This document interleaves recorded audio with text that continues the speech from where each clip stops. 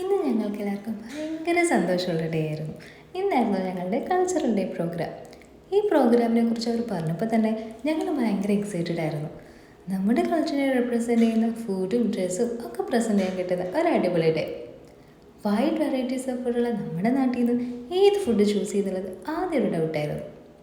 കേരളം എന്ന് കേൾക്കുമ്പോൾ തന്നെ നമുക്ക് ഓർമ്മ വരിക ഓണമാണല്ലോ. പക്ഷേ ഒരു ഓണസദ്യ കൊടുക്കാനുള്ള ലിമിറ്റേഷൻസ് ഉള്ളതുകൊണ്ട് ഞങ്ങൾ പായസം ചൂസ് ചെയ്തു. പായസം മാത്രമല്ല കേട്ടോ, നല്ല കേരള സ്റ്റൈൽ ചിക്കൻ കറിയും കപ്പ ബിരിയാണിയും പുട്ടും ഫിഷ് മോളിയും ഒക്കെ ഉണ്ടായിരുന്നു. ഇന്ത്യയിലെ പല സ്റ്റേറ്റ്സ് ചെയ്ത ഫ്രണ്ട്സ് ഉള്ളതുകൊണ്ട് തമിഴ്നാട് സ്റ്റൈൽ മീൽസും നോർത്ത് ഇന്ത്യൻ സ്റ്റൈൽ പൂരിയും ദാൽക്കറിയും ഒക്കെ അതിലുണ്ടായിരുന്നു.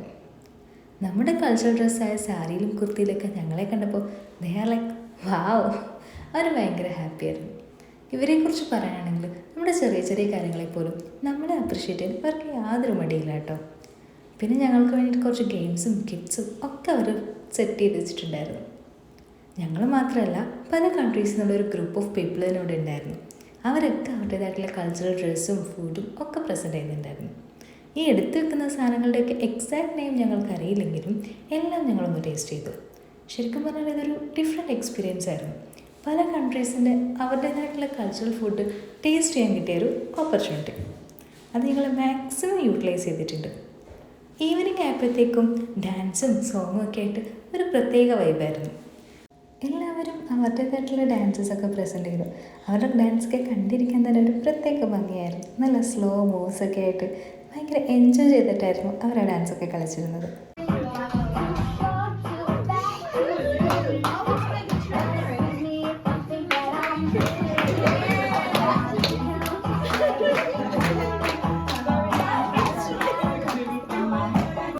അത് കഴിഞ്ഞിട്ടൊരു സോങ്ങായിരുന്നു. ഈ പാട്ട് പാടിക്കൊണ്ടിരിക്കുന്ന ആൾക്ക് 50 എബോവ് ഏജ് ഉണ്ടെന്ന് പറഞ്ഞാൽ വിശ്വസിക്കാൻ പറ്റുമോ? ഞങ്ങൾക്ക് വിശ്വസിക്കാൻ കുറച്ച് ബുദ്ധിമുട്ടുണ്ടായിരുന്നു. പക്ഷെ ആൾ ഭയങ്കര എനർജറ്റിക്കും അടിപൊളിയായിട്ട് പാടുകയും ചെയ്യുന്നുണ്ടായിരുന്നു.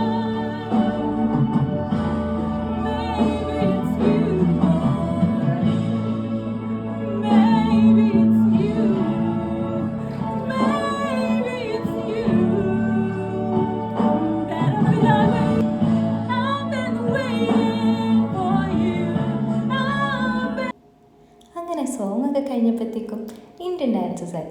ഇന്ത്യൻ ഡാൻസിൻ്റെ എനർജി വേറെ ലെവലായിരുന്നു. അത് അവർ എൻജോയ് ചെയ്യുന്ന കണ്ടപ്പോൾ ഞങ്ങൾ ശരിക്കും അത്ഭുതപ്പെട്ടു പോയി. നമ്മുടെ കൂടെ ജോയിൻ ചെയ്യണമെന്നും അവർക്കൊരു മടി ഉണ്ടായിരുന്നില്ല. നമ്മുടെ സ്റ്റെപ്സും എനർജിയും ഒക്കെ അവർ ശരിക്കും എൻജോയ് ചെയ്യുന്നുണ്ടായിരുന്നു. ആക്ച്വലി സ്റ്റെപ്സൊക്കെ മറന്നുപോയെങ്കിലും എല്ലാവരും എൻജോയ് ചെയ്ത് കളിച്ചൊരു ഡാൻസൊക്കെ ആയിരുന്നു ഇത്. നമ്മുടെ കൂടെ തന്നെ കളിക്കാൻ അവർ കാണിക്കുന്ന ഒരു എഫേർട്ടും അത് ഞങ്ങൾക്ക് ഭയങ്കര സന്തോഷമായിരുന്നു.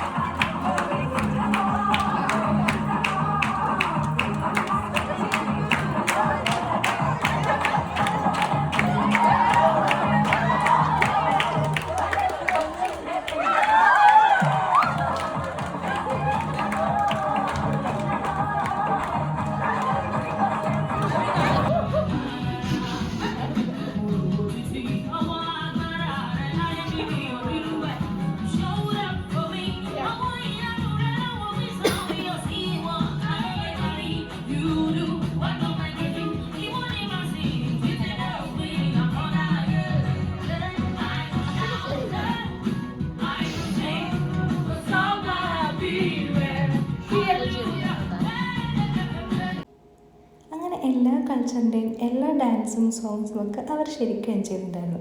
നമ്മുടെയൊക്കെ കൂടി അവർ ജോയിൻ ചെയ്ത് നമ്മുടെ കൾച്ചറിനെയൊക്കെ അവർ ഭയങ്കരമായിട്ട് അപ്രിഷ്യേറ്റ് ചെയ്യുന്നുണ്ടായിരുന്നു. അതൊക്കെ ഞങ്ങൾക്ക് ഭയങ്കര സന്തോഷം തോന്നിയ കാര്യങ്ങളായിരുന്നു.